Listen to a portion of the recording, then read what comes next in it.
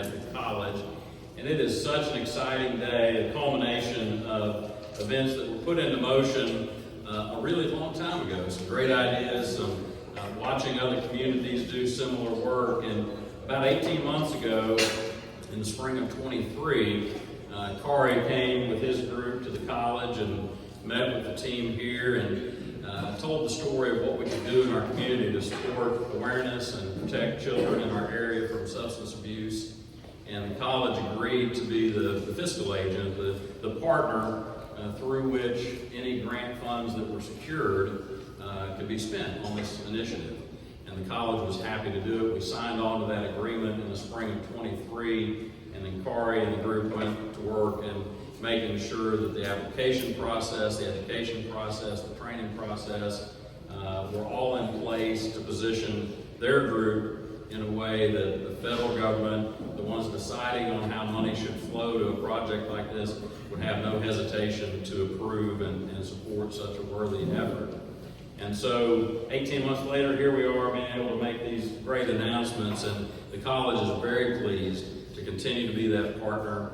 The employees who are hired as part of this initiative will be officed on our campus. We will encourage our student activity groups to participate at the collegiate level along with our junior high and high school partners. And so Kari and the group, thank you for the opportunity to be a partner on this. Thank you all for being here. We appreciate that. And I'm happy to introduce Kari May.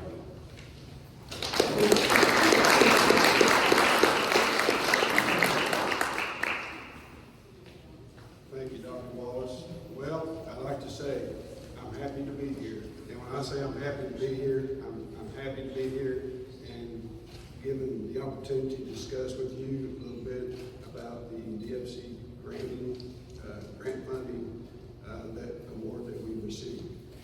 It's been a 2 year and 8 month process, and during that process there's been a lot of work done.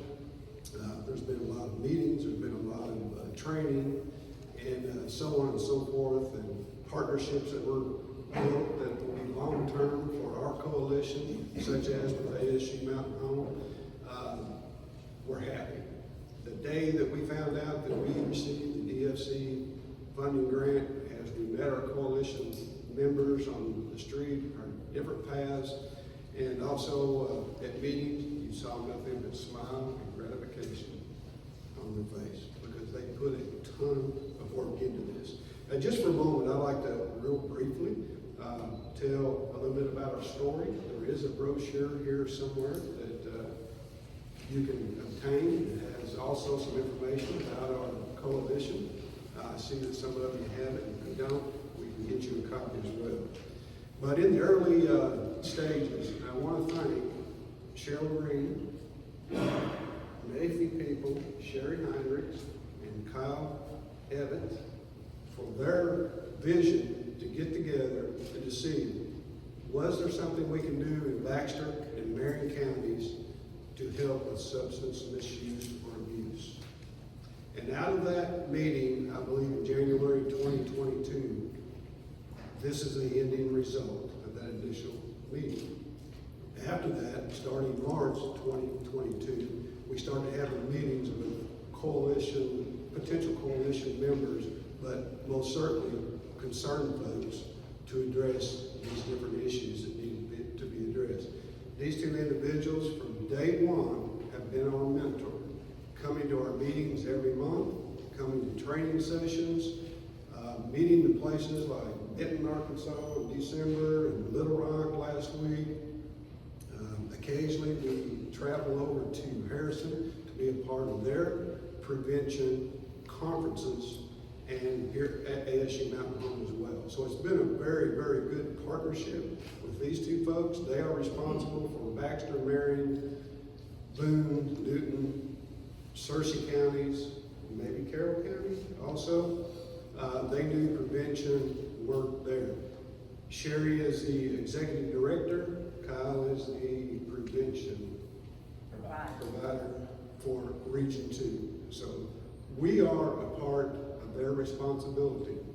And I believe the catalyst for coming to us and doing what we're doing with the coalition pursuing the DFC grant was also to help them within their 5-county area of responsibility.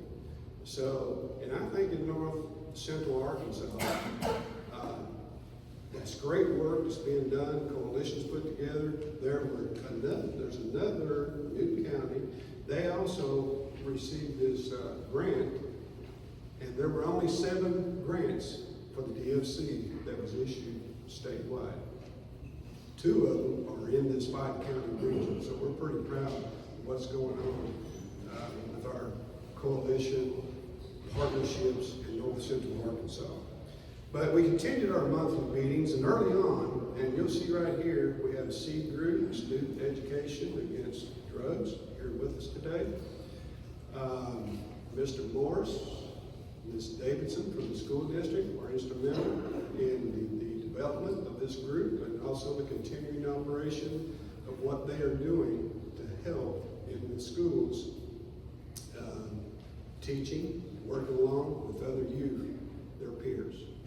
Also, I think a great deal that since we cover Baxter and Marion County, that's Pay's service operation area, they have duplicated their effort with this youth group in at least 2 other school districts in Baxter and Marion County. Is that right? And we're looking to have additional schools as well. So our catalyst and what we're wanting to do in the way of substance abuse is for our youth.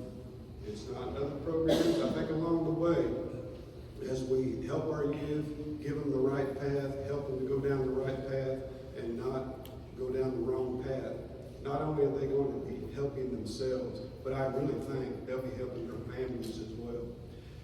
I've been told in my prior career, which was law enforcement, that drug abuse, we use the terminology drug abuse here as substance misuse, but with drug abuse, it was a victimless crime.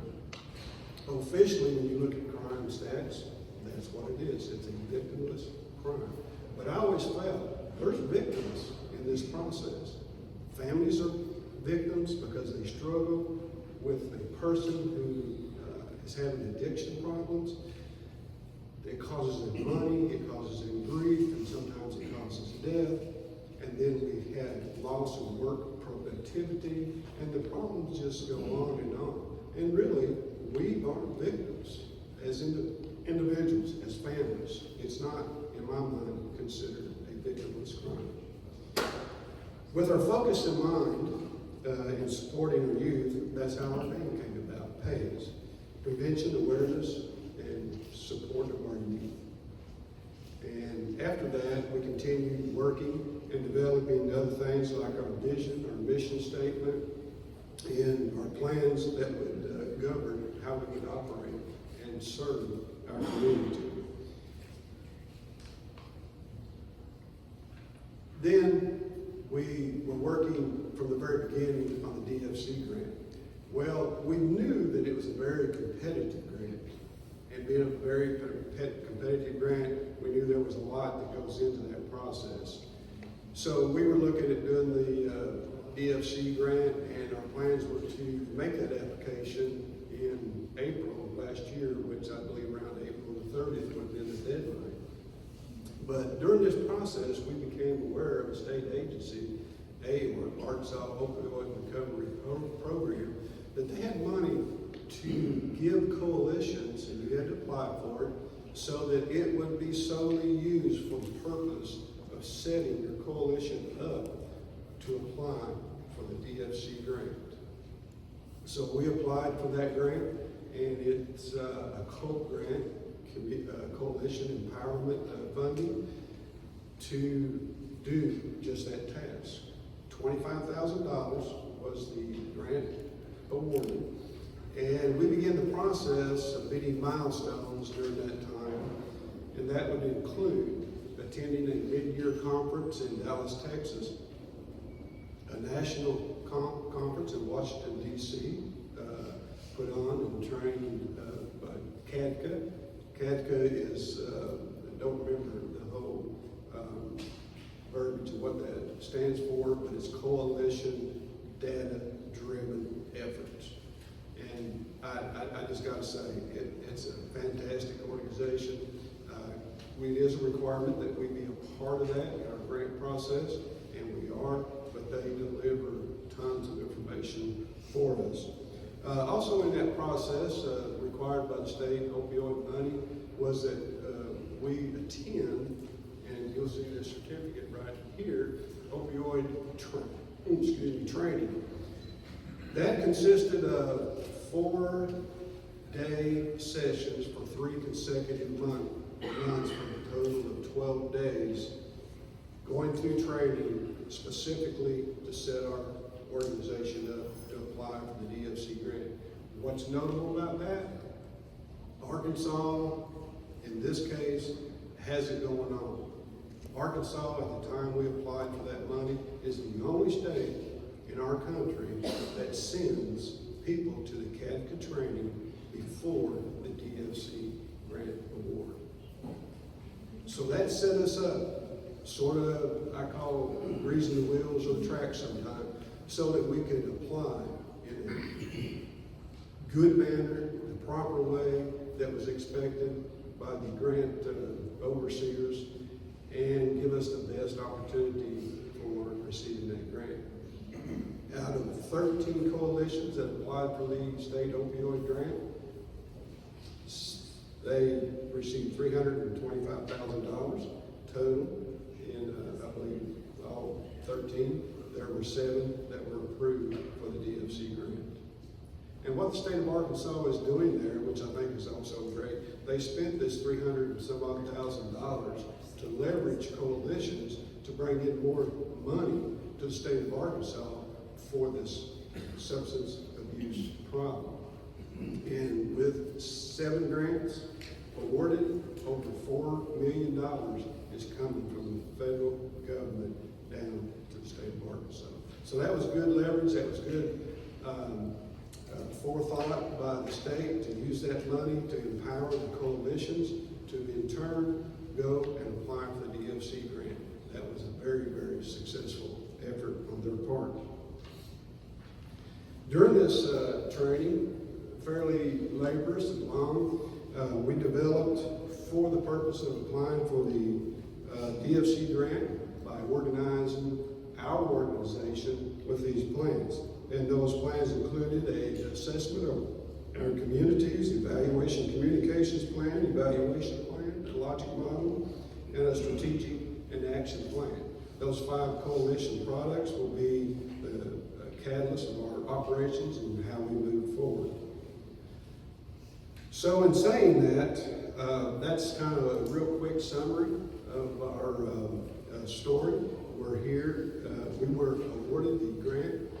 First, we received notification first part of September. And then there was some amazing work that occurred once the award of the grant came into place, and we got to look forward to the next steps and what we're going to be doing. But I want to mention real quick some people on the immediate team who applied for the grant, and that was Wayne Dawkins, Chief Financial Officer, ASU Mountain Home, Sherry Heinrich, right here to my right, Kyle Evett, over here to my right, Leslie Gable. She is a professional grant writer. She doesn't live in this area, but there again, that was another effort to have somebody who has successfully applied, submitted these grants, wrote these grants in the past. So we hired her. Thank you, Cheryl, for that recommendation and pushing the state opioid folks to change our budget to allow that for the expenditure and that initial $25,000 that we got. And our PAY Coalition members. For the folks who are here today with PAY's Coalition and the seats, you're part of that as well. Would you raise your hands? I can't, I'd probably forget somebody, and there's several members not here, but these people who just raised their hand was a part of that very, very important operation. Jennifer Dunn, here somewhere, back here in the back, she's been a part of making the arrangements, putting this news conference together. Christy Kearns, not sure where she's at the moment. So we really thank them for doing that as well.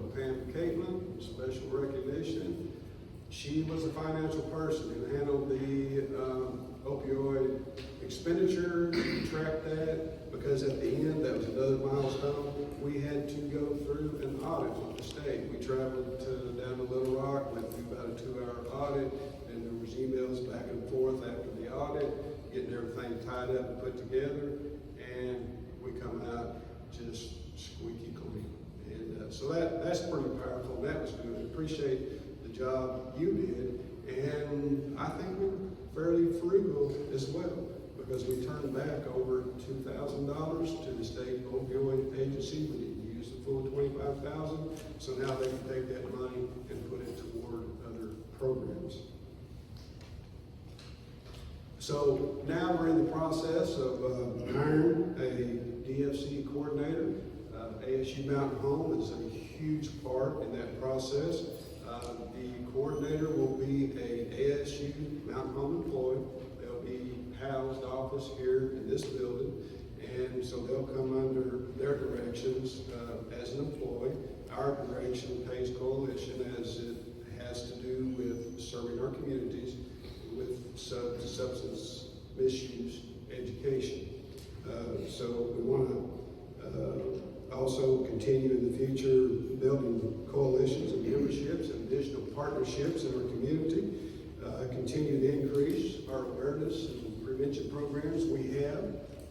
I say somewhat been providing programs, but without the funding, we've had to rely on the funding from our two partners here to our right, and sometimes our own members reached in their pockets and pulled out money and spent to buy supplies and different things like that, and worked as volunteers preventing programs. But we're going to kick it up into high gear with this funding and be doing things really good soon. Another part in the future here, we're going to be securing an evaluator who will evaluate our process annually to make sure that we're doing what we promised to do in our community. Desired outcomes, we want to make sure that we reduce misuse of substances among our youth. Hopefully along the way, I think we will undoubtedly save lives. And by doing this and improving our communities with less abuse, we think we can increase the quality of lives for the people who have had to suffer from addiction, the families who have had to witness and deal with it. And so we feel like we're going to improve the quality of life for many families and individuals in particular in our community. With that said, my closing remarks is we have a promise, and that's going to be that we are going to be impactful when we serve our youth in this area. One of the things that was mentioned early on, if we do something in this way, providing awareness and prevention in our communities, we want to be impactful. So that's why that's the first part of our promise to you. We're going to be relentless in delivering prevention and awareness programs to our youth.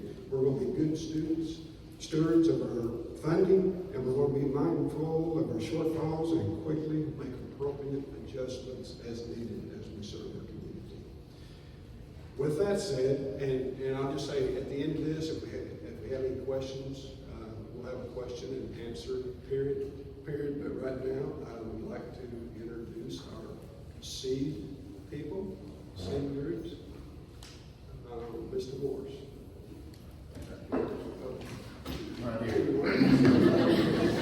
And also, I want to real quickly say thank you to Mayor Adams, Judge Kevin Liddy, for signing the paperwork that needed to be signed by them for us to get that opioid money, because without that opioid money, we would probably not be here today. I don't think many DFCs get it on the first try, but with the effort we've had in our entire community, we did it the first time we applied. And with that, Mr. Morris.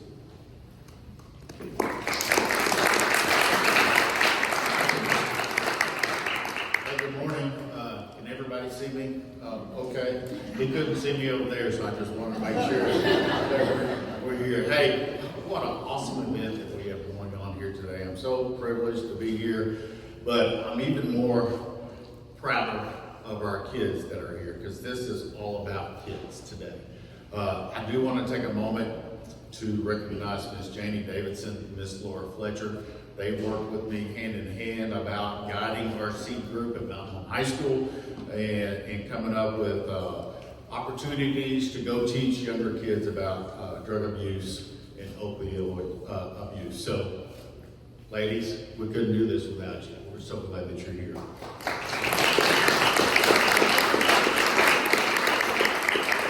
How did this seed group get started? Well, I got a phone call one day from Miss Cheryl Green. And she said, I need you to be at a meeting on Thursday. I said, yes, ma'am.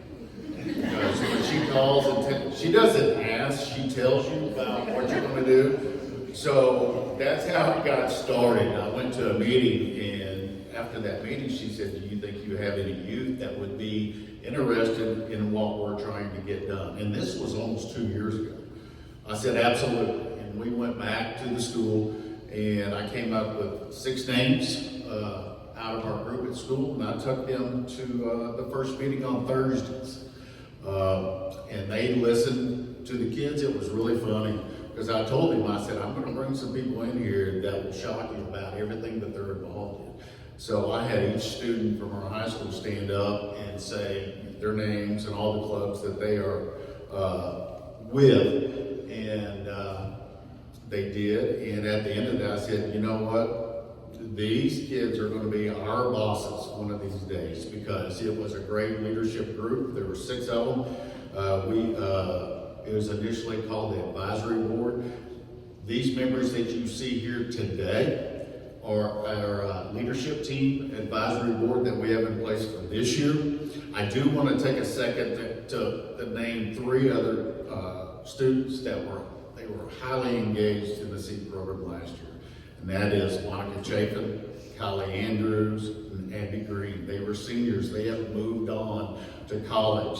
And a couple of weeks ago when we had the luncheon, the award presentation, Kylie took time out of her busy day, and she went to the presentation because she's part of it. Those girls are part of this. And folks, you know you got big footsteps to fill, because they led us to great things last year. Part about SEED is when we got together, we didn't have a name. So the 6 original advisory board kids started brainstorming and coming up with an idea about what we could call ourselves, and that's how SEED got started. Also, the emblem that you see on the SEED shirts, that was developed by one of our advisory board students. We had a little contest about who can come up with a mascot. So it was all student driven. Everything that we do in this group is by the students. So I think they've done some great work up to now. I think one of the biggest reasons why we received the grant is as we were going along in this process, this journey, we were already doing the things that we put on paper to say, we didn't have to say we're going to do this. We said we are currently doing this. And I think that set us aside, set us ahead, made us stand out about in competition for this grant. So it's what we are currently doing, and we're going to keep going. I will say, I'll tell you this, we're in year 2 at Mountain Home High School with the SEED program. The first program, we had 20 to 25 kids last year. With that, we had a club fair at Mountain Home High School a couple of months, 1st of September. And our group we went from 20 to 25, we had 79 sign up to be a part of our SEED club at Mountain Home High School. And we've been telling our kids since day one, there's no telling where this club can go. They have a huge horizon ahead of them. So, we had 79 show up. Kyle came down, a couple weeks ago and taught our kids about how to present a lesson and some curriculum, I understand. We had 50 kids already go through training for this upcoming year, because we're going out to the other schools and teaching them about choices. We really feel like the main thing for our SEED kids is to build those relationships with the younger kids. Anybody at any time can put in a video and say, "Oh, don't do this. Don't vape. Don't smoke. Don't do drugs." And it might connect with 1 or 2 kids. with us building the relationships, and we're even going down to 3rd grade. Our focus is get to the kids before they experience or get involved in this kind of stuff. We got to get to them early. So our relationships, our connections with those younger kids is very important. That is our #1 mission. I'm going to have Zane Durant come up, and he's going to say a few things that our seed team at Mountain Home High School is currently, well, what we have done and what we're currently going to be doing. And then we'll have Yellow come up and speak on their behalf about what they're doing at the school. Zane, come on up.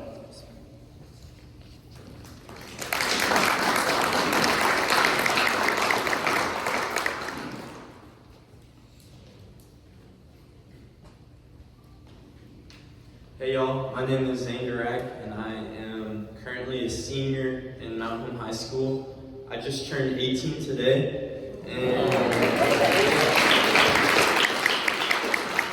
and I am one of the original members of Seed Club. I'm just going to give a little brief overview of Seed Club and what we have done so far in Mountain Home. But first off, I'd like to start by thanking the whole PACE Coalition for all they have done for us, helping us get it started and kind of giving us ideas of what to do and how to help our community. And then I'd also like to thank Mr. Morris, Ms. Davidson, Ms. Case for kind of pushing us and helping us through along our way, along our journey. So the original 6 members of Seed Club, we got contacted by Mr. Morris, and we went to a PACE Coalition, one of their monthly meetings. And during that meeting, we were given the opportunity to create a club. So we put our big brains together and decided a name for our club. And a name that really struck us was Seed Club. Students Educated Against Drugs. And we also were thinking about ways to impact younger generations. From that 6, the next year, that 6 grew into 25 members. And 25 members might not seem like a lot, but in Mountain Home, there have been clubs that have been out there for way longer than Seed Club, and they don't have 25 members. So that just is a testament to like the necessity and the want that the kids in Mountain Home have for making an impact in their community. As of now, this year we have 79 members of Seed Club. And of those 79, 50 are trained on how to impact kids, how to build a relationship, and how to teach kids about vaping and other harmful drugs. Some events we did throughout last year were, we had some speakers come down from, I don't know where they were from. I think they were called Vibe 18 maybe. And they were great. They had great messages. We had a lot of fun. We taught over probably 500 kids, I think 5th grade and below.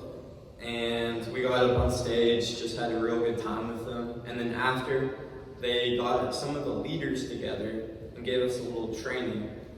And that helped a lot. So another event we did, we probably been to Hackler 2 or 3 times by now. And at recess, we joined the kids in their recess, and we just play games with them, play sports like football. We had a wrestling booth, basketball, and just have fun with them while teaching them principles about vaping and other drugs, and just kind of informing them. We also, during Red Ribbon Week, we handed out bracelets, stickers, and just other of those type of things to help improve awareness for drugs. During We had a couple groups of Seed go to the junior high and teach not more than 20 kids at a time about vaping and smoking and the harmful effects of it. We had a group of kids, we had them speak at the Kiwanis Club meeting, and they did a great job over there. And we also, let me make sure I'm not missing anything.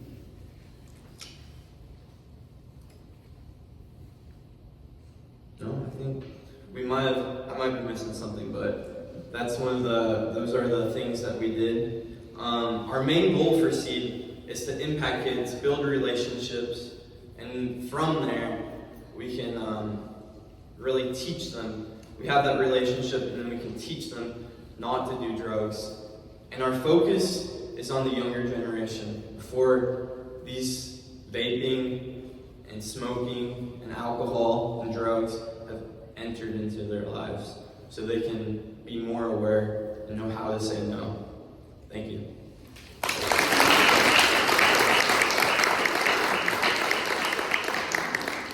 Thank you, Zane. That kind of gives you a small snapshot of what we have done so far, and also kind of gives you an idea of where we're headed. I need to apologize. I called one of my sponsors, Laura Fletcher.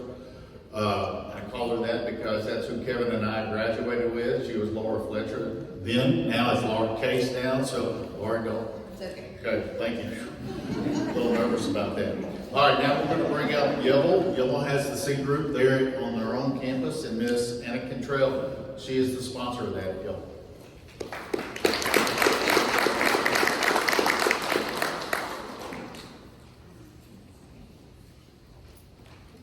So I got a similar phone call from Miss Green saying that I had to show up at a Thursday meeting. So I think it's a common theme that we all get, which I'm super thankful for the opportunity to bring Seeds on our campus and to just keep adding to what our school had in place.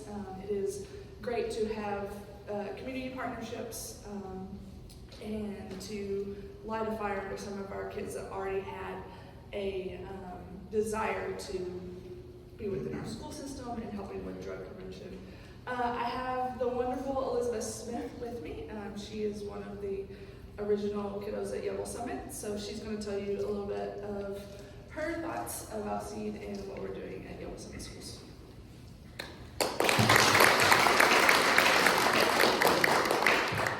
Good morning, everyone. As Ms. Cantrell introduced, my name is Elizabeth, but pretty much everyone calls me Lizzie. And I actually turn 17 tomorrow. So Zane, you've got 1 year on me. But I got started in Seed. Ms. Cantrell called me into her office one day and she said, "Guess what? Mountain Home is putting on this event with Vibe 18, and you're gonna go. And you're gonna go with these wonderful students sitting over here." And I said, "Yes, ma'am." And drug prevention is something that's always been very important to me. It's something that's impacted my family. And I moved from New York, which is a big drug-impacted environment, and I came to a very small town of Yellville, which I found, those problems transcend state lines. They transcend people. There are so many people in this world who can be affected by drugs, and I just think it's so important that we come together as a community and as a group, and we work to prevent the usage, and especially in young children. So one big thing that we've done through Seed is we put on a huge community health fair.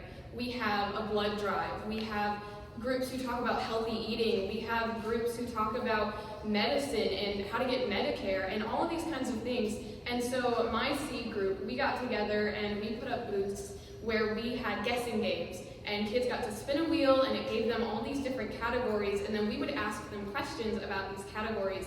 And of course, if they got it right, they'd get a little prize, because it's not fun if you don't reward them with some candy or a couple little toys.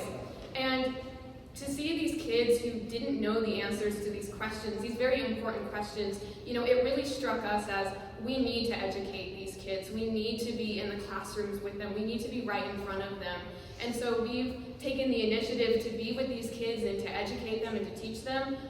We are missing a member today, but there are 4 of us. And are there 4 or 5? 1, 2, 3, 4. There are 4. I can count.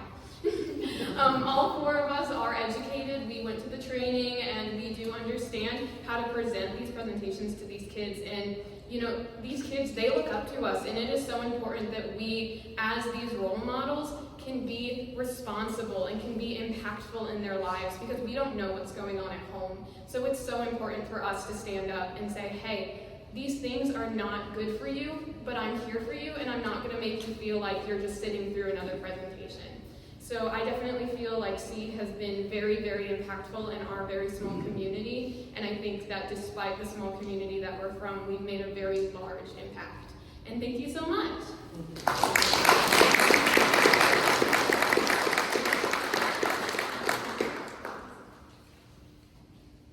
As you can see, members of the SEED are very impressive people. I mean, they got it going on. So we're really proud of everybody, not only Mountain Home Schools, but Yoel, Flippin, Lonnie Stone. We did some training with them last year with 7th graders with Flippin. So as you can see, we've already done a bunch, but the sky's the limit. So if you in the audience, if you have any ideas, feel free to reach out to me through email if you have an idea or an event that you'd like to see some of our kids participating in. At this time, I'm going to recognize a few people. We got Marion County Sheriff Greg Alexander here with us today, and Flippin's SRO Lonnie Stone. We have Mountain Home Police Chief Eddie Griffin, and our school resource officer at Hackler, Zach Abels. I want to give a shout out to Zach and Eddie, thank you for allowing him to be a part of this, because he had to spend a lot of time outside his normal work day. He was part of writing the grant, and with that you got to have data. And so we had to go find that data, and he was our leader on that. He spent a lot of times, he's been to workshops about how to write this grant and the information. So he has done a wonderful job with us getting this together, and I think he needs a round of applause.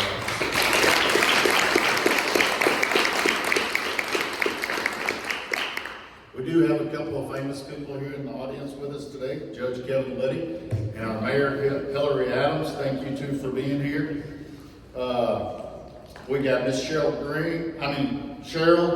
I want to say right there with all her juvenile officers, they spearheaded the meetings every third week of the month on Thursday. She had an agenda sheet, they had sign-in sheets, they led the meetings, and they really took this. And they didn't take no for an answer. We can do this. We can. And this is what happened with all that action. Kids, I want you to look around.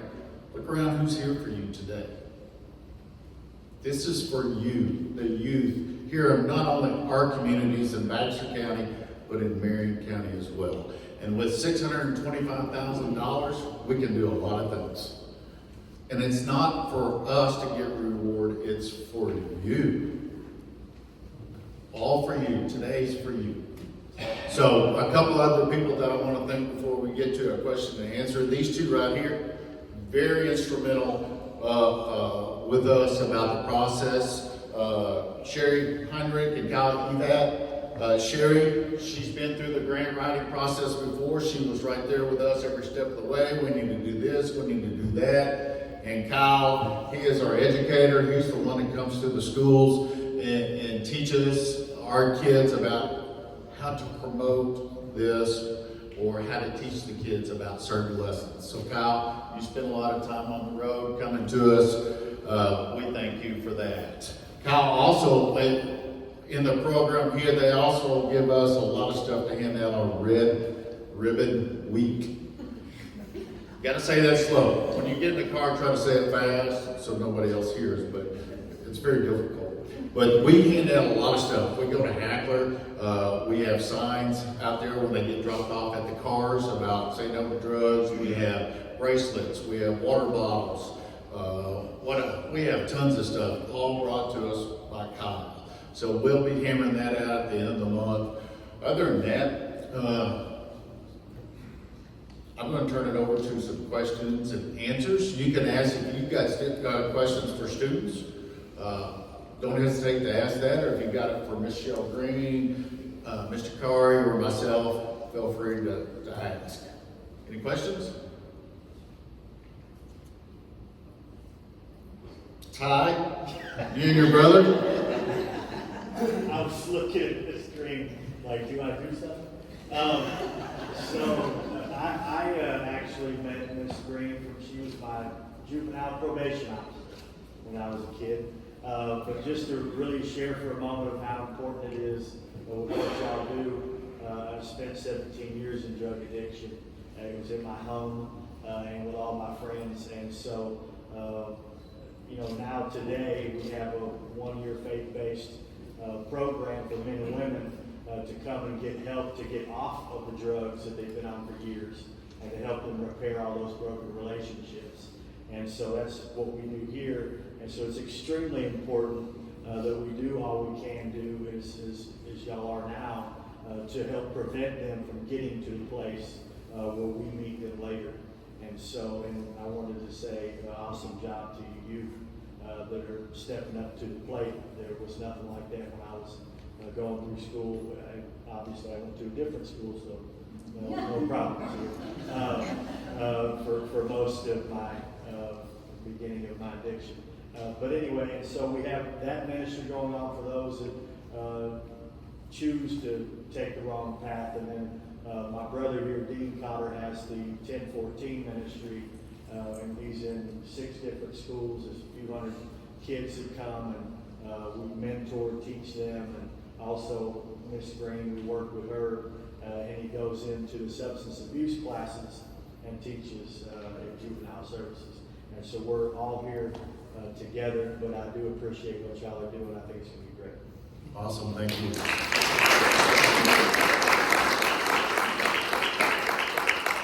Any other questions? Okay, at this time, I want all seat members to stand, please. At this time, I want all our seat members to applaud all the adults that have worked to get this done for you folks.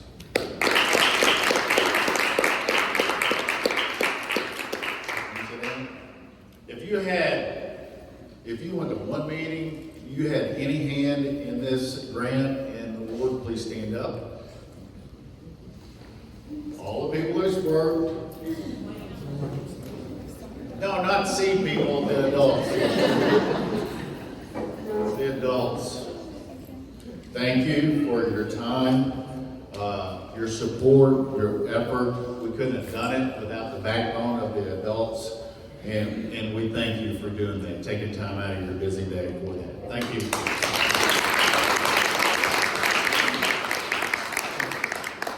All in all, it's been a great day. We had wonderful opportunity to make connections with this money and bring in programs for us to continue to educate our young adults, because we really feel like we got to get to these kids before they get started. That's the main thing for us this year. We thank you for coming today. We really appreciate it. And again, if you have any questions or any ideas about what we can do, please do not hesitate to reach out to somebody and we get the ball rolling on that. Again, thank you for coming and have a great day.